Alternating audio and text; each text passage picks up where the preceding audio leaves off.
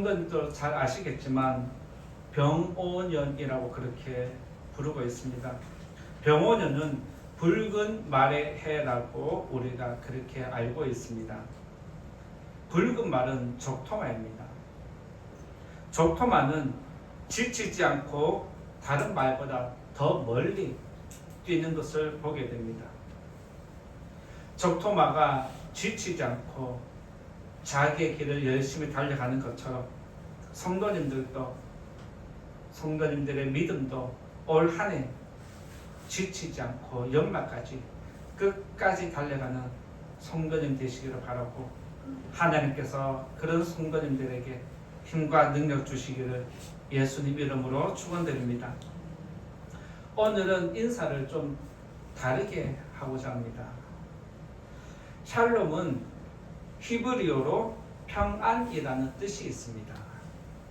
이것은 단순하게 그냥 평안을 말하는 게 아닙니다. 성경에서 말하는 샬롬은 영혼이 풍족히 채워진 상태, 그리고 육신도 풍족한 상태를 일컫습니다. 그래서 샬롬은 영혼과 육신이 완벽하게 하나 된 상태를 샬롬이라고 이야기를 합니다. 그래서 샬롬은 하나님께서만 주는 선물이다라고 이야기할 수 있습니다. 샬롬은 축복하는 마음을 담아서 상대방에게 전달하는 거룩한 선물입니다.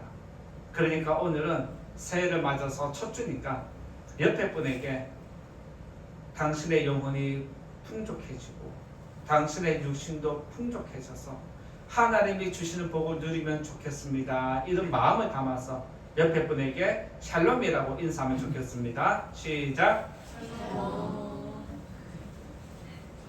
너무 짧아서 어색하죠?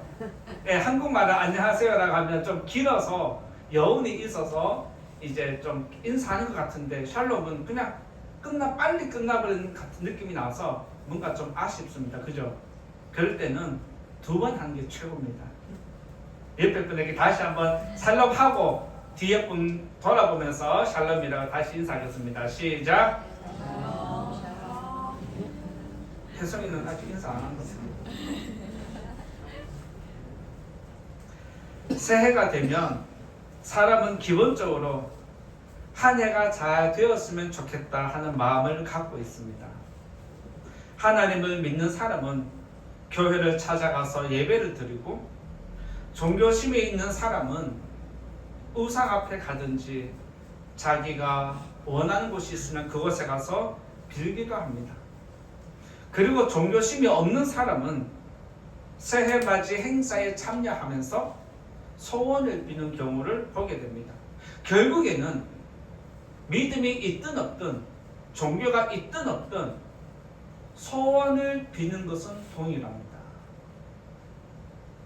사람들은 새해가 되면 소원을 품고 기대하는 것처럼 성도님들 역시 새해가 되면 소망을 품고 송구영신 예배에 참석하고 이 자리에 나와서 기도를 드립니다. 저는 항상 성도님들에게 궁금한 것이 있다면 송구영신 예배 새해를 맞이하면서 어떤 소원을 품고 기도할까, 이게 늘 궁금합니다. 그렇다고 물어보면, 성도님들 목회자가 물어보면 자세히 얘기하나요? 대충 넘어가시죠? 뭘 그런 거 물어봐요. 다 아시면서 그냥 기도했어요. 덮어버리는 경우가 일수입니다. 그래서 저는 매년 송구영신 예배 때 여러분들이 무슨 마음을 품고 기도하는지가 궁금합니다. 왜냐하면 1년 동안 여러분들의 믿음의 성장이 그때 나타나기 때문에 그렇습니다.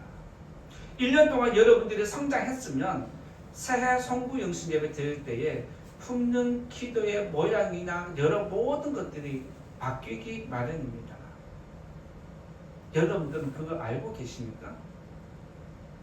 여러분들이 25년 동안 믿음이 성장했다면 26년 새해 송구영신 예배 드릴 때는 기도 제목이 더 아름답게 성장하고 바뀌는 것을 여러분들 느끼셔야 됩니다. 만약 그것을 몰랐고 25년에 한 기도, 24년에 한 기도, 26년에 올해 한 기도 똑같다라면 이거 뭐지라고 스스로 질문하셔야 됩니다. 왜냐하면 믿음은 성장을 하는데 성장을 하면 기도의 제목이 바뀌게 되어 있습니다. 이것을 기억하시고 내년 송구영신 예배 때는 올해 드린 기도와 조금 더 바뀌는 아름다운 일들이 일어나기를 원합니다. 세상 사람들은 믿음이 없기 때문에 소원을 빈다라면 물질적인 것을 먼저 구합니다. 그리고 그들의 기도는, 그들의 소원 빈는 것은 거의 다가 세상에 속한 것을 보게 됩니다. 그런데 우리는 달라야 합니다. 성도는 하늘에 속한 사람이기 때문에 세상 사람과는 다른 한 차원 높은 것을 추구해야 하는 게 바로 무엇이냐면 형통한 삶이라는 것입니다. 형통한 삶은 세상의 사람도 구하는 것이고 우리도 구하는데 무슨 차이가 있습니까? 라고 하는데 오늘 말씀을 들으면 다른 것을 깨닫게 될 것입니다. 우리가 샬롬이라고 인사할 때 영혼과 육신의 하나 되는 것을, 완벽한 조화를 이루는 것을 이야기하듯이 세상 사람이 말하는 평화는 육적인 것만 이야기합니다. 그런데 성도님들은 하나 더 영적인 것을 추가해서 살아야 하고 기도 제목 역시 이런 것이 되어야 합니다. 제가 여러분들에게 형통한 사람을 추천한다면 요셉을 추천할 수 있습니다. 요셉은 야곱이 좋아했던 아내 라헬이 있습니다. 야곱은 두 아내가 있었고 두 첩이 있었는데 그 중에 가장 마음이 있었던 사람은 라헬이었습니다. 그리고 요셉은 누구의 아들이었냐면 라헬의 아들이었습니다.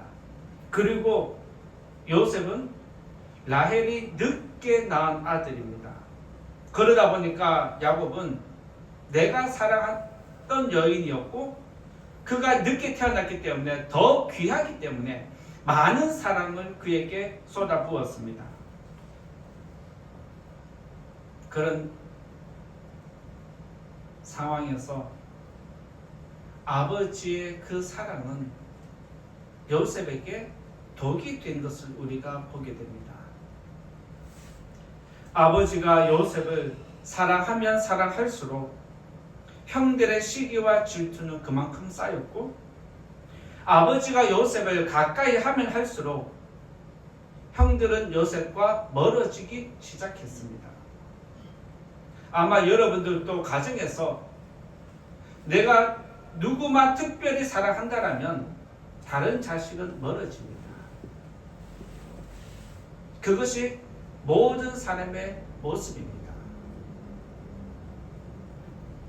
그러던 어느 날 요셉이 형들을 폭발시키는 사건이 등장하는데 바로 그가 꿈을 이야기합니다. 창세기 37장 5절에 보면 요셉이 꿈을 꾸고 자기 형들에게 말하며 그들이 그를 더욱 미워하였다라고 알려주고 있습니다. 요셉이 꿈을 꾸었는데 비슷한 꿈을 2번 겹쳐 꾸었습니다. 그리고 요셉은 꿈을 꿀 때마다 형들에게 이야기를 했는데 형들은 그동안 참아왔던 화가 꿈 이야기를 듣자마자 폭발해 버립니다. 지금까지 참고 참았는데 너가 우리들을 이렇게 폭발시켜? 그래, 언젠가 반드시 이 화를 내가 복수하겠다. 그런 악한 마음이 형들 마음속에 자리 잡기 시작했고 결국에는 마침 가장 좋은 기회가 찾아왔습니다.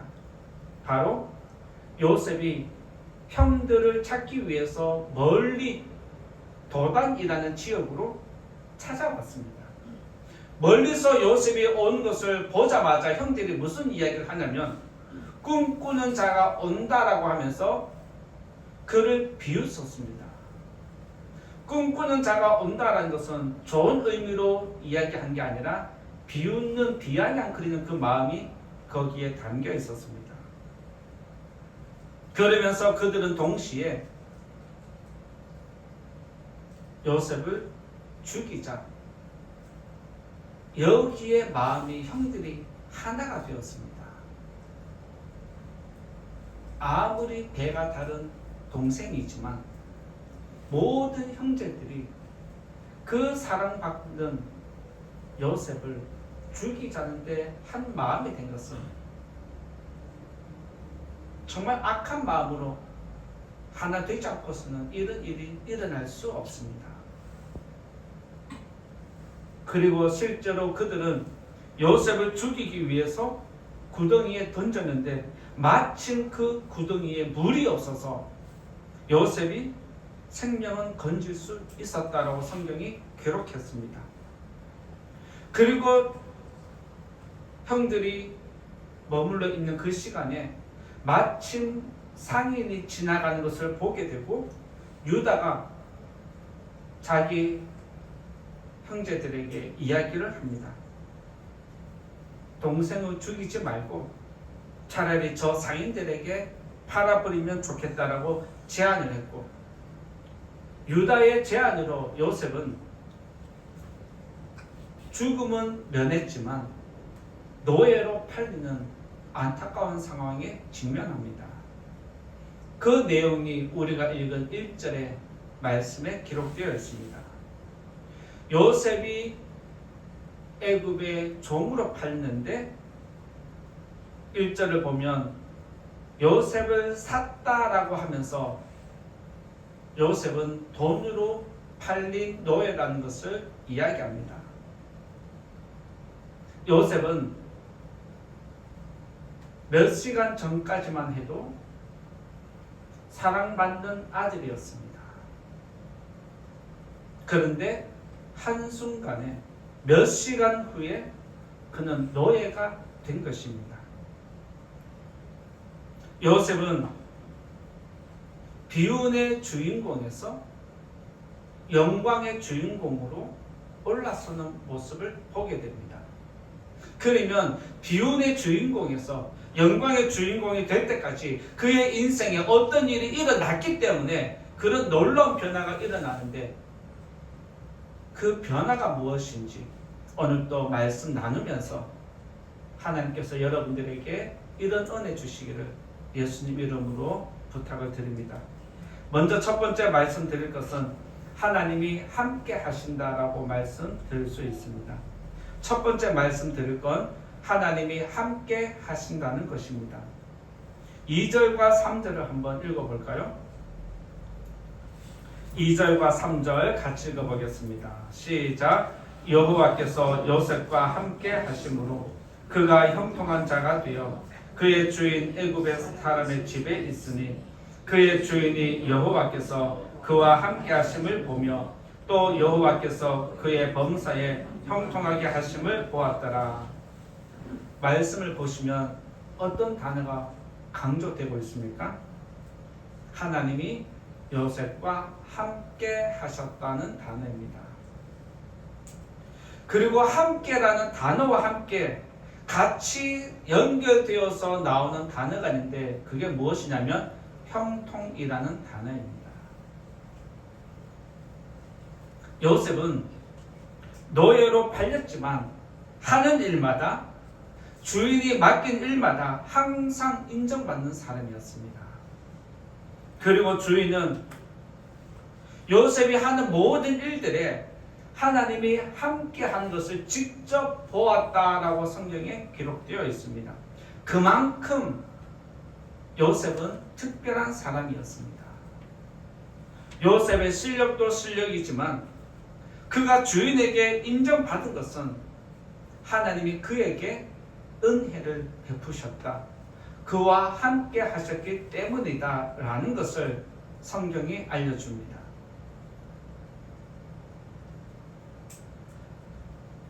오늘 우리가 읽은 4절의 말씀 보면 요셉이 그의 주인에게 은혜를 입어서 섬겼다라고 하면서 그가 요셉을 가정의 총무로 삼고 그의 모든 소유, 즉 재산을 그에게 맡겼다고 언급하고 있습니다. 요셉이 일을 잘하고 하나님이 그와 함께 하셨다 할지라도 요셉의 신분은 노예입니다. 그런데 보디발은 왕의 시위 대장입니다. 왕의 측근이라고 할 수 있습니다.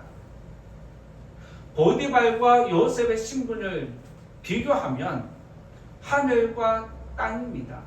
가까이 할 수 없고 이루어질 수 없는 그런 신분의 격차가 있었음에도 불구하고 보디발은 요셉에게 자기 모든 재산을 맡기는 것을 보여줍니다. 그런데 또 말씀을 자세히 보면 보디발이 모든 재산을 요셉에게 맡긴 다음부터 더 잘 되었다. 지금까지도 잘 되었지만 가정 총무로 세워진 이후부터 더 잘 되었다라고 5절에 분명히 기록해 놓았습니다. 5절 한번 읽어볼까요? 5절 한번 같이 읽어보겠습니다. 시작. 그가 요셉에게 자기의 집과 그의 모든 소유물을 주관하게 한 때부터 여호와께서 요셉을 위하여 그 애굽 사람의 집에 복을 내리심으로 여호와의 복이 그의 집과 밭에 있는 모든 소유에 미친지라. 하나님은 요셉을 위하여 그 집이 잘 되게 축복하셨습니다. 그래서 말씀을 자세히 보시면 여호와께서 요셉을 위하여 그 애굽 사람 집에 복을 주셨다라고 기록해 놓았습니다. 보디발의 집에 하나님이 왜 복을 주셨습니까? 요셉을 위해서 주신 겁니다.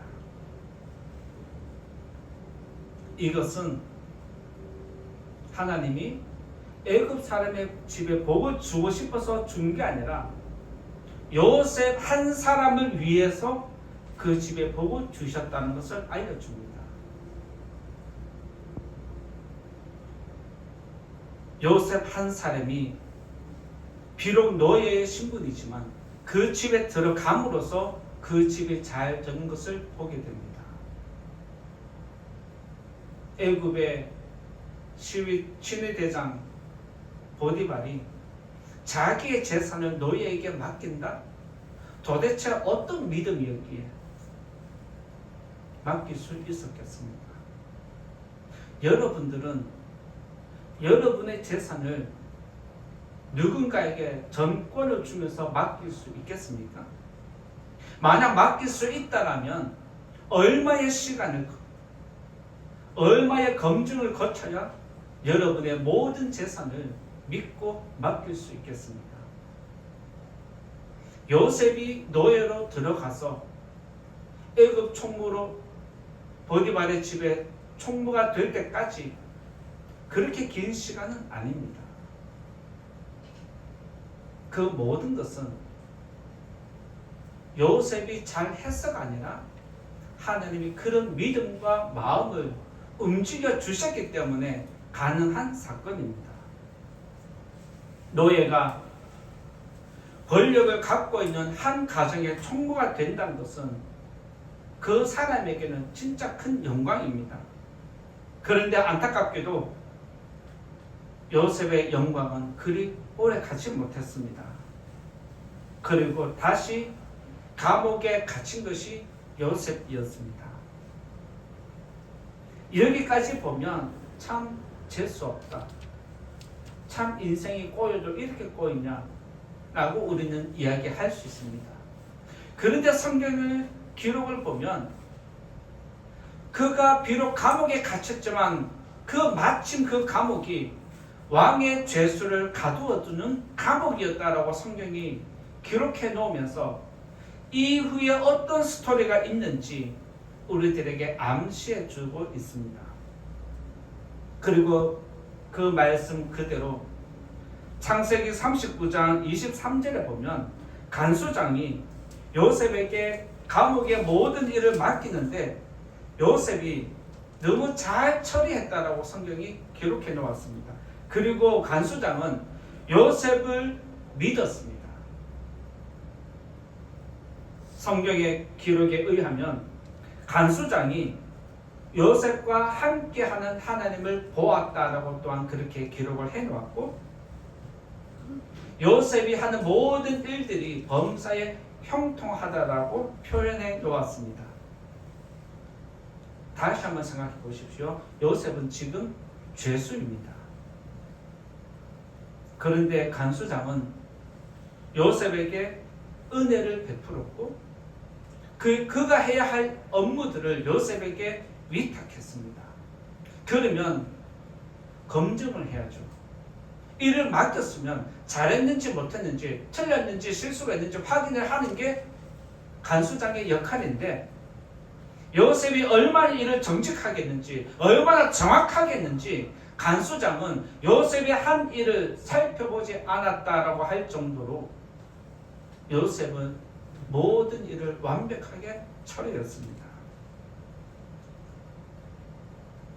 여기서 중요한 것은 요셉이 일 처리를 잘해서 간수장이 일을 맡긴 게 아닙니다. 바로 감옥에 있을지라도 하나님이 요셉과 함께 했다는 사실이 매우 중요한 대목입니다.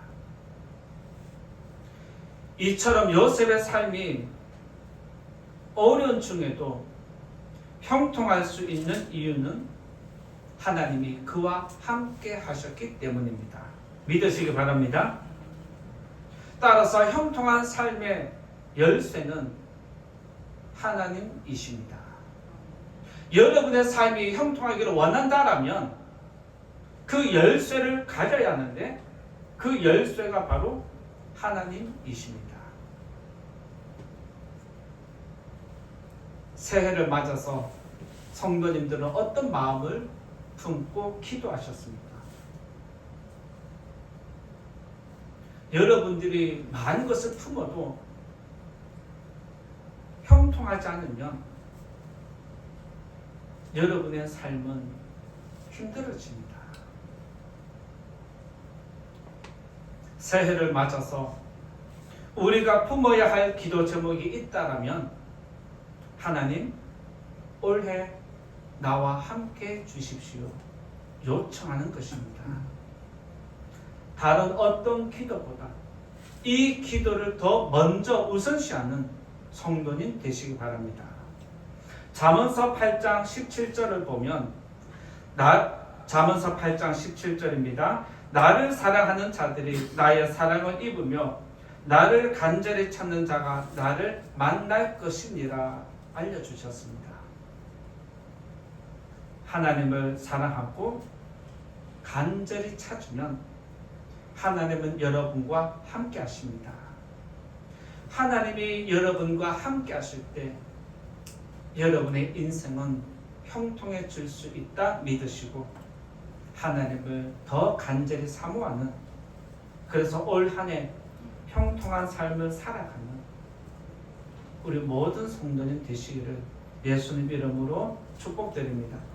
두 번째로 말씀드리고자 하는 것은 다시 일어난다라고 말씀드릴 수 있습니다. 두 번째로 말씀드릴 것은 다시 일어난다는 내용입니다.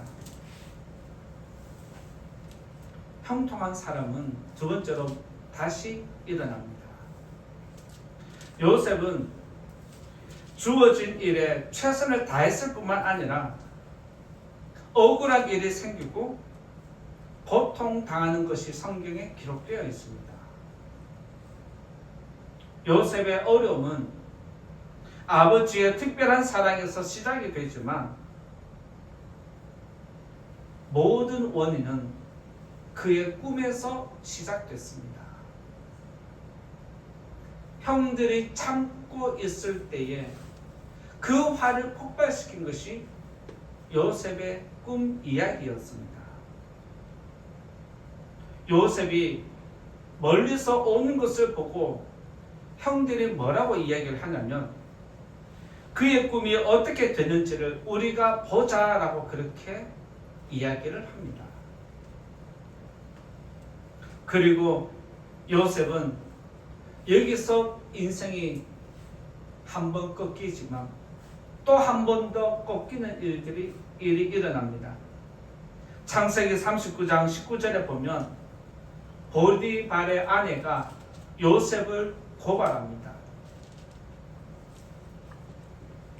당신이 데려온 종이 나를 이렇게 했다라고 하면서 요셉을 모함합니다. 그때 성경의 기록을 보면 보디발이 요셉에게 심히 노했다라고 그렇게 한마디로 요약해 놓았습니다. 심히 노했다는 것은 아내의 말을 전적으로 믿었다는 뜻입니다. 요셉을 전혀 생각하지 않았다는 뜻입니다. 그만큼 보디발은 감정이 격해져서 지금까지 요셉을 믿어온 것은 온데간데 없이 이 한 번의 사건으로 요셉을 덮어버렸습니다. 여기서 요셉의 고난이 끝납니까? 왕의 감옥에 갇혔을 때에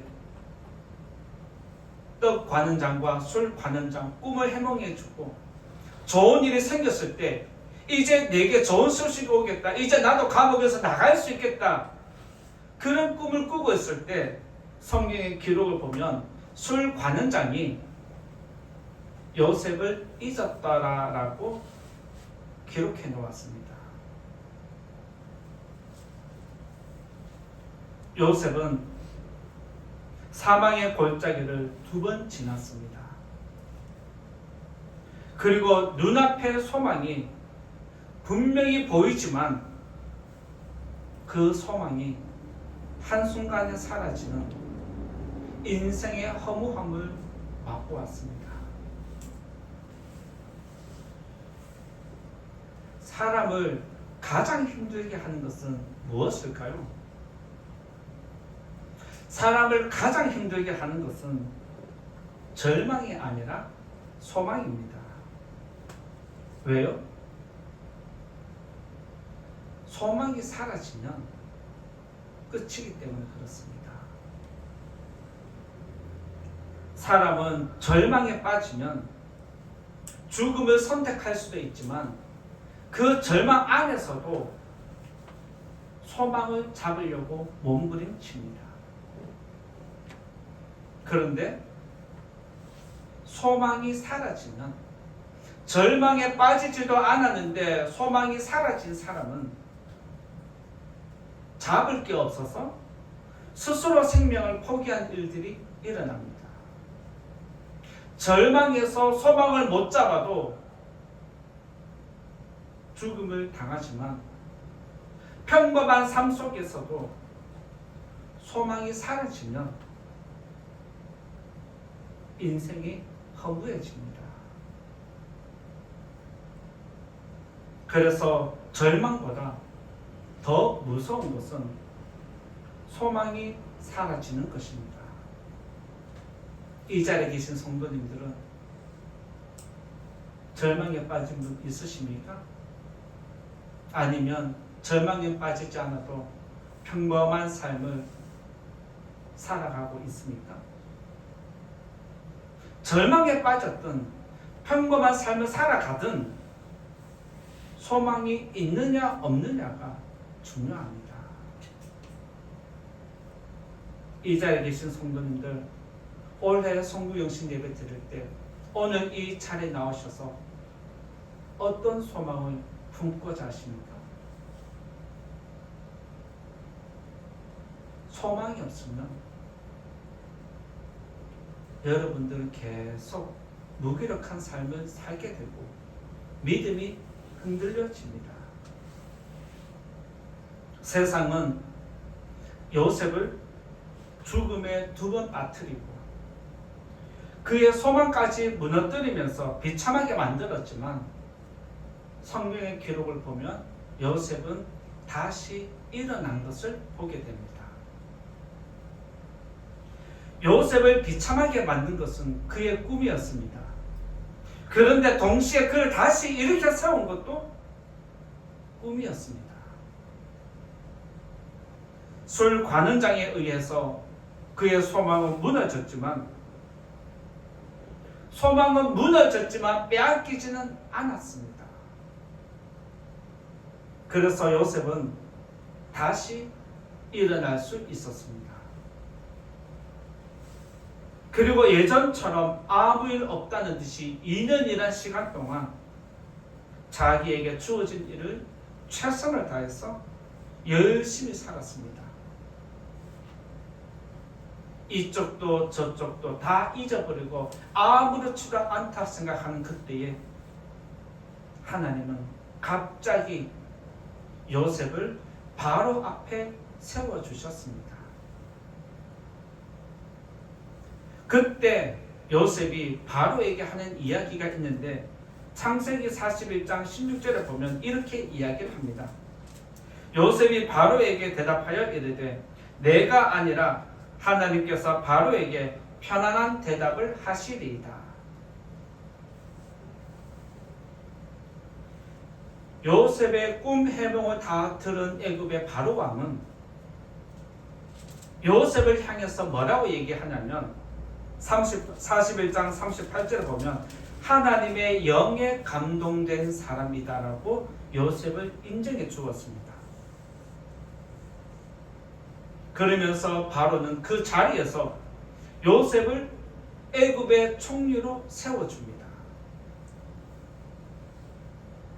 하나님은 요셉을 바로 앞에 세워주셨고 요셉은 바로 앞에서 하나님의 영광을 드러냈습니다.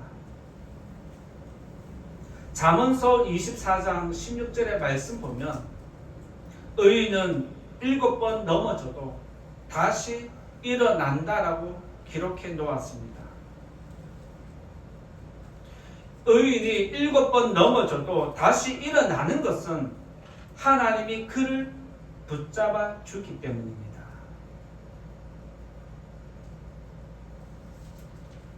소망은 곧 사명입니다. 사명은 곧 소망입니다. 따라서 사명이 있고 소망이 있는 사람은 절대로 무너지지 않습니다. 사명이 있고 소망을 가진 사람은 일어나고 또 일어납니다. 넘어지면 또 일어나는 것이 바로 거룩한 능력입니다. 세상과 우리의 영적인 싸움은 소망에 있습니다. 세상은 우리의 소망을 빼앗으려 하고 우리는 그 소망을 지키기 위해서 빼앗기지 않기 위해서 엄청난 노력을 하고 있습니다. 왜 우리가 소망을 지켜야 하느냐? 소망은 믿음이라는 그릇에 담겨 있기 때문에 그렇습니다. 우리의 소망은 믿음이라는 그릇에 들어가 있습니다. 소망을 빼앗기는 것은 믿음을 빼앗기는 것과 같은 것입니다. 그래서 세상은 어떻게 해서든지 여러분들의 소망을 빼앗는 것이 목적입니다. 그래서 믿음을 빼앗기면 소망도 사라지고 우리의 믿음은 약속이 있는 소망이라는 걸 꼭 기억해야 됩니다. 요셉이 절망에서 다시 일어난 것은 소망을 지켰기 때문입니다. 소망은 불을 일으키는 불씨인 것처럼 소망은 저와 여러분의 믿음을 일으키는 거룩한 능력입니다. 이 사실을 꼭 기억하시고 소망을 다시 붙잡는 저와 여러분 되기를 원합니다. 새해를 맞아서 믿음으로 일어서는 성도님들에게 하나님께서 소망으로 올 한 해 함께 해주시기를 예수님 이름으로 축원드립니다. 이제 결론의 말씀 드리고자 합니다. 젊음이라는 시간이 한순간에 지나가는 것처럼 세상의 영광도 한순간에 지나간다는 것을 기억해야 합니다. 그리고 새해를 맞아서 우리의 소망이 무엇이 되어야 하는지 깨닫는 성도님 되시기를 바랍니다. 요셉을 비참하게 만든 것은 그의 꿈이 아니라 세상이었습니다. 그리고 요셉을 영광의 자리에 세운 것은 그의 꿈이 아니라 역시 하나님이었습니다. 우리들은 성경을 보면 요셉이 형통했다, 여기에 집중하는 경향이 있습니다. 요셉의 형통에 집중하지 마시고 요셉을 형통하게 하신 하나님에게 집중하는 성도님 되시기 바랍니다. 고난 중에도 요셉이 형통한 것은 하나님이 그와 함께 하셨기 때문입니다. 이제부터 내가 하나님과 함께 해야 되겠다. 하나님과 함께 하는 성도가 아니라 하나님이 함께 하시는 성도가 되어야 합니다. 이 의미를 여러분 다시 한번 잘 되새기셔야 합니다. 하나님과 함께 하는 사람이 아니라 하나님이 우리와 함께하는 사람이 되어야 합니다. 하나님께서 한 해 동안 성도님들과 성도님들의 가정 모두를 거룩한 능력으로 꼭 덮어주시기를 예수님 이름으로 축원드립니다. 말씀 생각하면서 같이 기도하겠습니다.